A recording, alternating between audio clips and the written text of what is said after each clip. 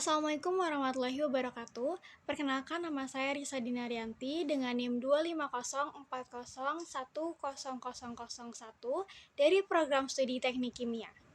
Pada kesempatan kali ini, saya akan memaparkan kerangka proposal penelitian yang berjudul Analisis Kandungan Klorin pada Air PDAM Tangerang. Video ini dibuat untuk memenuhi tugas EKT2 Bahasa Indonesia dengan dosen pengampu Ibu Ferawati Fajrin, SPD, MPD.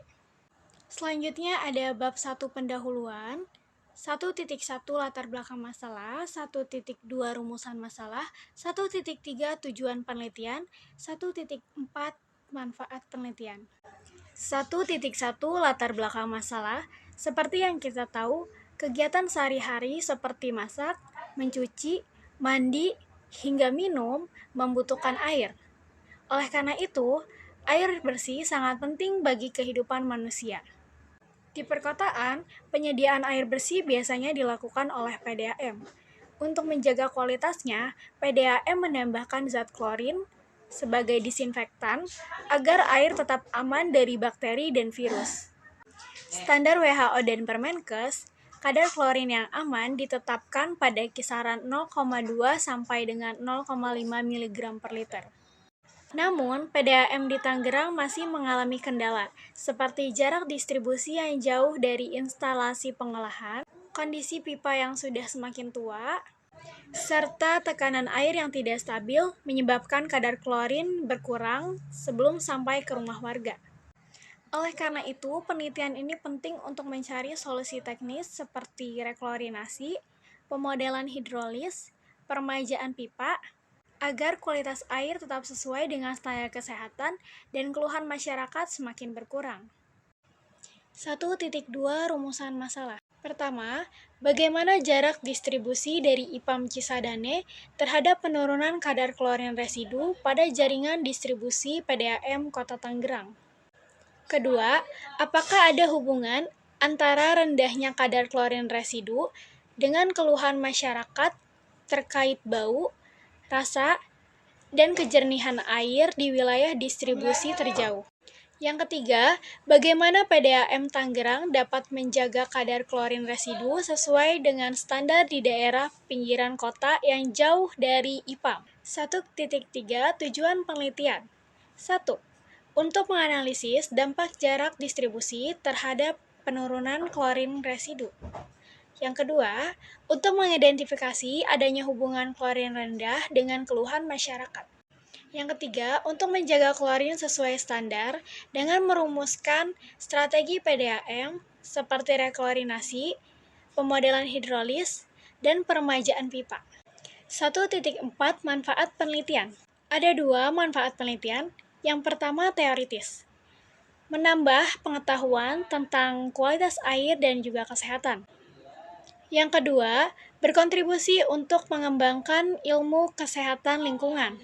Yang ketiga, hasil penelitian dapat menjadi referensi bagi peneliti lain. Kedua, praktis. 1. Masyarakat memahami pentingnya air yang aman sesuai dengan standar kesehatan. Kedua, hasil penelitian dapat menjadi acuan PDAM untuk membantu memperbaiki kualitas air. Yang ketiga, hasil penelitian menjadi acuan pemerintah untuk membuat keputusan yang lebih efektif. Selanjutnya, bab 2 tinjauan pustaka. 2.1 Klorinasi air minum. Air yang aman dan berkualitas sangat penting bagi kehidupan manusia. Kualitas air biasanya dilihat dari 3 hal. Yang pertama, faktor fisik, yaitu kejernihan, aroma, rasa, dan bau. Nah, kalau misalkan airnya keruh dan juga bau, biasanya masyarakat langsung mengeluhkan hal tersebut. Yang kedua, ada faktor kimia, yaitu kandungan zat terlarut seperti klorin, besi, mangan, nitrat, dan senyawa organik lainnya. Di sini, klorin residu punya peran penting seperti melindungi air dari kontaminasi bakteri atau mikrobiologis. Ada faktor mikrobiologis, yaitu bebas dari patogen seperti bakteri E. coli, virus, dan juga protozoa. Standar WHO dan Permenkes juga menegaskan bahwa air minum harus benar-benar bebas dari mikroorganisme berbahaya. Selain itu, kualitas air juga dipengaruhi oleh sumber air mentah. Air permukaan seperti sungai dan danau biasanya lebih mudah tercemar dibanding air tanah, sehingga butuh proses yang sangat kompleks untuk pengolahannya. 2.2 Sistem distribusi air. Air yang sudah diolah dan disalurkan lewat jaringan pipa, tangki, dan sambungan rumah. Sebelum itu, air akan melewati proses pengolahan seperti koagulasi, sedimentasi, filtrasi, dan juga disinfeksi. Nah, keberhasilan distribusi sangat bergantung pada 3 hal utama. Yang pertama itu ada tekanan air yang cukup, yang kedua, jarak distribusi yang tidak terlalu jauh, dan yang ketiga, kondisi pipa yang baik. Kalau pipanya sudah tua, biasanya tuh kualitas air bisa menurun dan juga kadar klorinnya lebih cepat berkurang. Selain itu, distribusi yang tidak merata dapat membuat sebagian wilayah menerima air dengan kualitas yang tidak bagus. Karena itulah, pemeliharaan jaringan dan pengaturan tekanan menjadi kunci agar air tetap aman sampai ke konsumen. 2.3 Klorin residu. Klorin residu ini merupakan sisa klorin dari bekas disinfeksi yang berfungsi untuk menjaga air agar tetap aman sampai ke konsumen. Namun, kadar klorin ini bisa menurun karena beberapa faktor, seperti jarak distribusi yang terlalu panjang, kondisi pipa yang sudah tua, dan juga tekanan air yang rendah.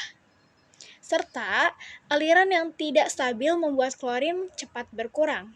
Selain itu, suhu yang tinggi dan adanya senyawa organik yang juga mempercepat penguraian klorin mengakibatkan masyarakat sering mengeluh tentang bau kaporit, rasa air yang kurang enak, dan kejernihan air yang menurun. Inilah mengapa pengendalian kadar klorin residu sangat penting untuk menjaga kualitas air minum. Selanjutnya ada bab 3 metode penelitian. 3.1 Jenis penelitian. 3.2 Teknik pengumpulan data. 3.2 Sumber pengumpulan data. 3.1 Jenis penelitian. Penelitian ini menggunakan metode kuantitatif deskriptif untuk menggambarkan kondisi kualitas air secara objektif dengan fokus mengukur kadar klorin residu dan melihat pengaruh faktor teknis seperti jarak distribusi, tekanan air, serta kondisi pipa.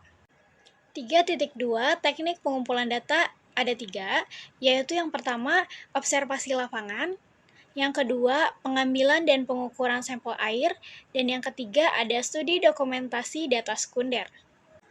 3.3 Sumber data. Datanya ada 2, yang pertama ada data primer, yaitu hasil ukur kualitas air, observasi pipa, dan juga tekanan, serta info dari petugas PDAM-nya. Yang kedua ada sekunder, yaitu dokumen PDAM, literatur ilmiah seperti jurnal, buku, atau penelitian terdahulu. Terus ada regulasi Permenkes nomor 492 pada tahun 2010. Sekian pemaparan kerangka proposal dari saya, kurang lebihnya mohon maaf. Wassalamualaikum warahmatullahi wabarakatuh.